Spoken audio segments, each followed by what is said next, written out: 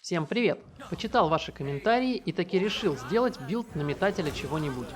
Как вы уже поняли, метать мы будем пилумы, и поможет нам в этом Камелия, классик Капеллана. Прежде чем перейти к билду, давайте посмотрим на этот класс, и я объясню, почему именно Капеллан, почему опять Камелия, и заодно посмотрим, что же круче, топоры, пилумы или может быть даже дротики.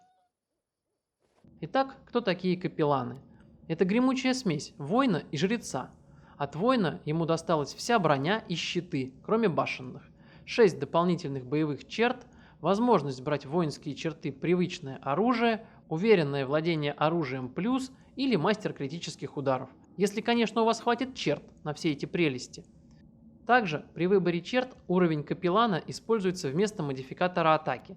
Это позволяет взять пролом защиты на 2 уровня раньше, на 7, а не на 9 уровне, как для остальных классов со средней прогрессией атаки. А также вы можете взять, например, третий жестокий удар на 16 уровне, которому обычно необходим 16-й модификатор базовой атаки, которого у Капеллана никогда не будет. Теперь плюшки от приста. 6 уровней заклинаний с отличными селф-бафами, проведение энергии, не сильное, но массовое лечение или урон по нежити. Паладинское рвение – это тоже лечение себя или соседа, приятная мелочь. Взамен доменов Капеллан получает благословление. Какие будут доступны, зависит от выбранного бога. И тут кроется ответ, почему именно Камелия. У нее лучшее вероисповедание из ваших спутников. Зеленая вера открывает Капеллану доступ к благословлениям земли и огня, которые добавляют к каждой атаке урон огнем и кислотой. Это очень крутые бафы. Их можно вешать и на себя, и на соседа. Как они работают и все их превосходство, я покажу в финальном бою, в конце видео. У остальных спутников, кроме разве что Сииллы, доступные благословления гораздо хуже. У Виндуак, например, они дают дополнительный урон по добрым и законопослушным врагам. Нам в этой игре такое не пригодится. Если будете брать наемника, лучшим богом будет Горзей. Бафы аналогичные, но урон холодом и грозой. Про зачарование брони особо говорить нечего. Селф-баф с небольшими плюшками. Висит недолго, из полезного для метателя только защита от стихий, если вы не накинули ее заранее. Вот на зачаровании оружия остановлюсь поподробней. Работает оно не как у шамана по 1 минуте. У Капеллана зачарование висит 1 раунд на уровень персонажа, но может давать не только урон стихиями, но и такие свойства, как святое и аксиоматическое. На 16 уровне можно взять оба одновременно. На 20 уровне можно взять свойство энергетическое, но Камелия туда не дотянется. Также на 20 есть крутой баф «Аспект войны». С ним вы можете бесплатно закидать своими благословлениями всю группу. В обычных условиях у вас есть 3 плюс половина уровня Капеллана благословлений в день. Ну и последнее, что тут есть, это сакральное оружие. Эта обилка работает наподобие безоружного удара у монаха. Она изменяет урон любимого оружия в зависимости от уровня Капеллана, и вот тут кроется суть. Пофигу, что у вас в руках – топор, дротик или двуручная алебарда. Включив эту способность, у них будет одинаковый урон, в зависимости от уровня Капеллана. Вот первый уровень Капеллана, который любит дротики. В обычном случае дротик наносит 1d4 урона, но с включенным сакральным оружием урон становится уже 1d6. На 5 уровне он становится 1d8, на 10 1d10, на 15 2d6. Вы как будто начинаете кидаться двуручными мечами, а не дротиками. На 20 уровне урон будет 2d8, но это уже не для Камелии. Если вы после всего этого кинете на Камелию легендарные размеры, урон будет 4d6. Я еще черт даже никаких не взял, а уже получается какой-то монстр. Вывод. С сакральным оружием мы вольны выбирать для метания что угодно, хоть топоры, хоть пилумы, хоть дротики. Так давайте выбирать. Нормальных дротиков в игре всего один, и тот, судя по отзывам на стиме, с багом и бьет в том числе по своим, поэтому дротики трогать не будем. Метательные топоры вам ютуберы уже неоднократно показывали. В зимнем солнце падают 2 отличных топора – морозное объятие и постоянная одержимость. Нордическое приветствие покупается у вендора в бездне. А вот теперь про пилумы. Начну с минусов. Пилумы, в отличие от топоров и дротиков, считаются тяжелым оружием, и за 2 пилума вы будете получать штраф -2 ко всем атакам. Существенно, но не критично. Самый лучший пилум, как ни странно, продает кузнец в Дрезене, то есть получаем мы его в самом начале третьего акта. Второй классный пилум продается на флеш-маркете. Но пилумы, в отличие от топоров, могут быть быстрыми. Чем это круто? А такой пилум надо брать в оффхенд и получать дополнительную атаку. Быстрых топоров в игре нет, и именно поэтому я буду качать пилумы. А когда вы найдете вот такое чудо, это будет лучший оффхенд в игре. Еще пару слов про свойства типа ледяного взрыва. Если вы берете таланты на увеличение крита, то урон все равно будет 1d10. Видимо, очередной баг. Но все равно, это очень крутое свойство. Как оно работает именно с капелланом, тоже покажу в финальном бою. Про подклассы капелланов еще рассказать. Ну, прям блиц. Дикий герой – это какая-то дрянь с возможностью полиморфа, который теряет одно благословление, сразу мимо. Лидер культа теряет 4 боевые черты и масс-хил, получает атаку из-под тишка. Для метателя не хватит черт, милишником в принципе быть может. Поборник веры опять отбирает одно благословление и изменяет зачарование оружия. Для камелии не подходит, ибо она злыдня, соответственно вы будете круто убивать добрых врагов, которых в этой игре почти нет. Провозгласитель вместо лечения получает урон и отталкивание нежити. Я выбираю лечение. Опять мимо. Разочарователь? Он и есть разочарователь. Основной недостаток, что вместо боевых черт мы получаем какую-то чушь. Щитоносец. Сакральным оружием является щит. Не, ну конечно можно сделать вот такое чудо, но только зачем? В общем, берите обычного капеллана. Он не испорчен фантазией разработчиков и поэтому крут. Все, переходим к билду метателя пилумов. Из навыков берем плутовство, 5-6 поинтов киньте в использовании магических устройств, хотя это и не обязательно, остальное куда пожелаете. На втором уровне берем спонтанное лечение, уверенное владение оружием пилум или топор, если все-таки топоры вам нравятся больше. Благословление земли и огня. На третьем уровне берем стрельбу вблизи и рвение позитивной энергии.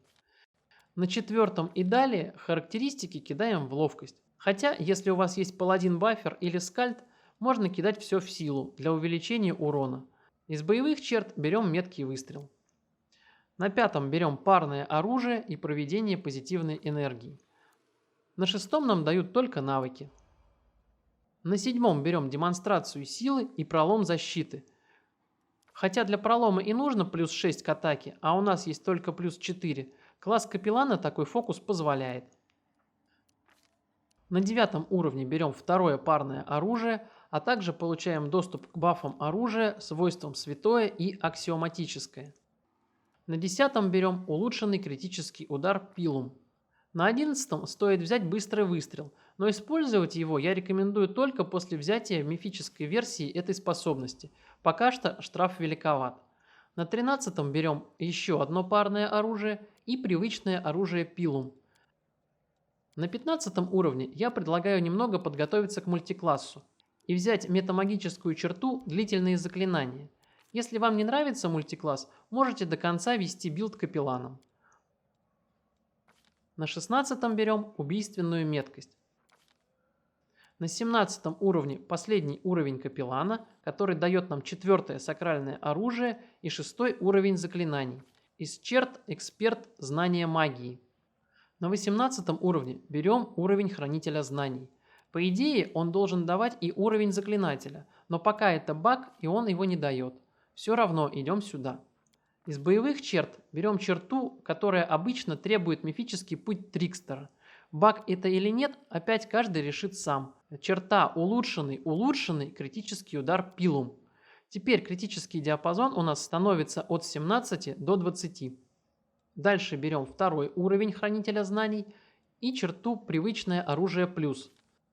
Ну и третий уровень хранителя знаний и тайну вора.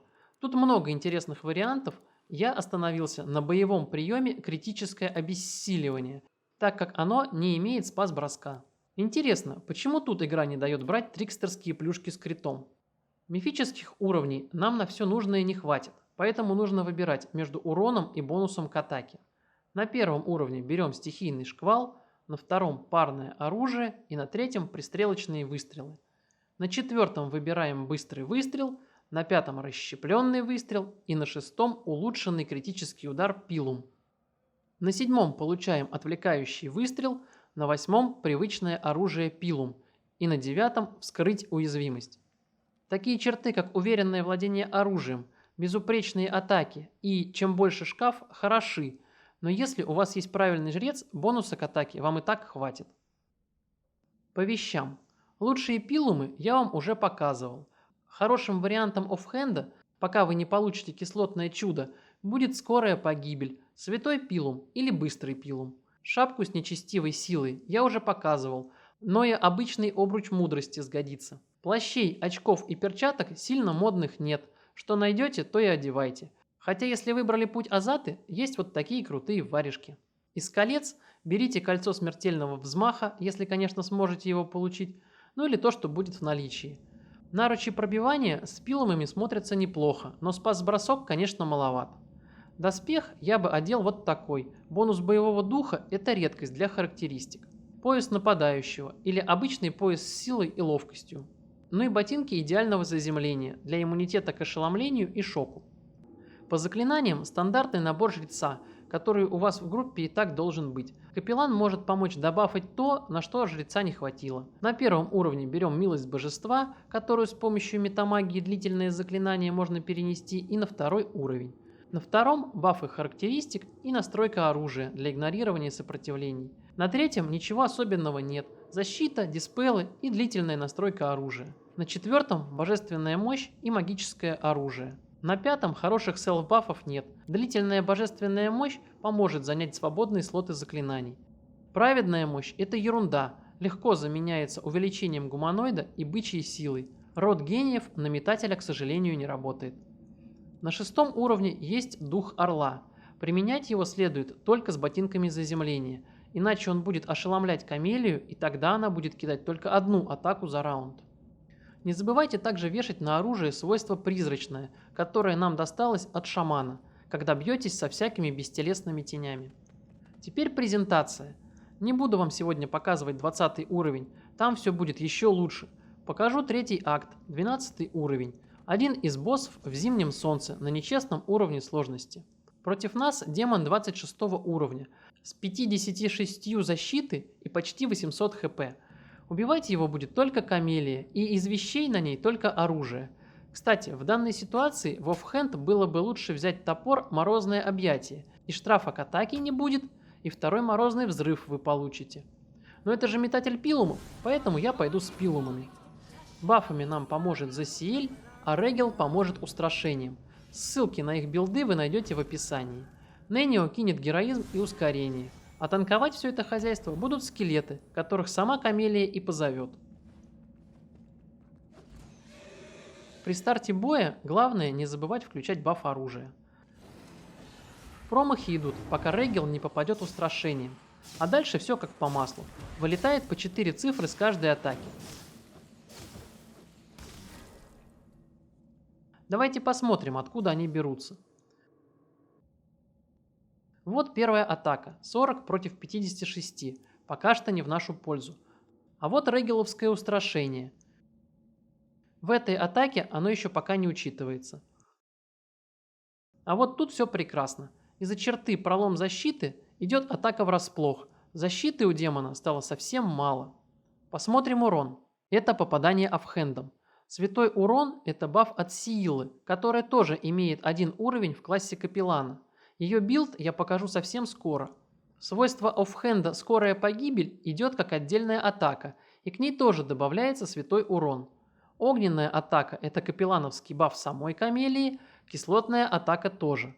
Ну и стихийный шквал – все с бонусом святого урона. А теперь атака лучшим пилумом в игре. Строчек поприбавилось. Первые 2d6 – это свойства убийцы хаотичных потусторонних существ. По-простому это все демоны. Следующие 2 строчки – это капелланский баф Сииллы. Дальше идет урон от сакрального оружия 2d6 и урон от бафа Засиэля Святое Копье, тоже 2d6. А теперь наша атака от бафа самой камелии и вся та же батарея святого и силового урона. Сопротивления к такому урону почти нет. Стихийный шквал. Ну и вот атака от 2-го кислотного бафа. Также будет работать и заклинание Огненное клеймо. Но Камелия должна кидать его сама на себя из свитка заклинаний. А если вы качаете милишника Капеллана, также будут вести себя и все атаки от рода гениев. К сожалению, в этом бою нет ни одного крита от мейнхенда. Чтобы показать, почему он самый лучший, вставлю кусочек из другой попытки. Вот он, урон от ледяного взрыва 1d10. А вот он же добавленный и к огненной атаке, и к стихийному шквалу, и ко всему остальному. Да, он наносит 0 урона из-за резиста демона, но с его помощью генерится еще один стихийный шквал, к которому этот урон тоже добавился. Если Капеллан милишник с родом гениев, подобный баф добавится 4 раза и даст 3 лишних стихийных шквала. Вот такая вот катавасия. Если вам понравилось, вы знаете, какие кнопки нажимать. До встречи в следующих видео.